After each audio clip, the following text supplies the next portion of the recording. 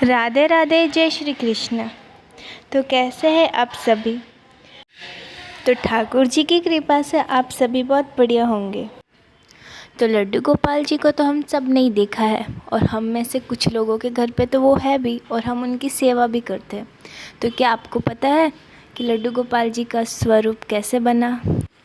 तो आइए आज हम सुनते हैं वह सत्य घटना। ब्रजभूमि में बहुत समय पहले श्री कृष्ण के परम भक्त रहते थे। उनका नाम था कुंभन दास जी। उनका एक पुत्र था रघुनंदन। कुंभन दास जी के पास बांसुरी बजाते हुए श्री कृष्ण जी का एक विग्रह था। वे हर समय प्रभु भक्ति में लीन रहते और पूरे नियम से श्री कृष्ण की सेवा करते। वे उन्हें छोड़कर कहीं नहीं जाते थे, जिससे उनकी सेवा में कोई विघ्न ना हो। एक दिन वृंदावन से उनके लिए भगवत कथा करने का न्योता आया।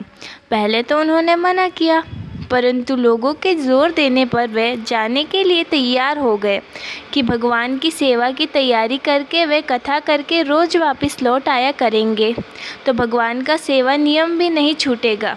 अपने पुत्र को उन्होंने समझा दिया था कि भोग लगा देना मैंने बना दिया है, तुम ठाकुर जी को समय पर भोग लगा देना, और वह वहाँ से चले गए। रघुनंदन ने भोजन की थाली ठाकुर जी के सामने रखी और सरल मन से आग्रह किया कि ठाकुर जी आओ, भोग लगाओ। उसके बाल मन में यह छवि थी कि वे आकर अपने हाथों से भोजन करेंगे जैसे हम खाते हैं। उसने बार बार आग्रह किया, लेकिन भोजन तो वैसे ही रखा था। अब उसका मन बहुत उदास हो गया और रोते हुए पुकारा कि ठाकुर जी आओ, भोग लगाओ। ठाकुर जी ने बालक का रूप धारण किया और भोजन करने बैठ गए, और रघुनंदन भी प्रसन्न हो गया। रात को जब कुंभन दास जी ने लौटकर पूछा कि भोग लगाया था बेटा, तो रघुनंदन ने कहा हाँ। उन्होंने प्रसाद मांगा तो पुत्र ने कहा कि ठाकुर जी ने सारा भोजन खा लिया। उन्होंने सोचा बच्चे को भूख लगी होगी तो उसने खुद खा लिया होगा। अब तो यह रोज का नियम हो गया कि कुंभन दास जी भोजन की थाली लगाकर जाते और रघुनंदन ठाकुर जी को भोग लगाते।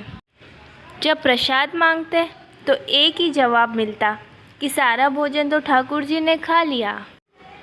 कुंभन दास जी को अब लगा कि पुत्र अब झूठ बोलने लगा है, लेकिन क्यों?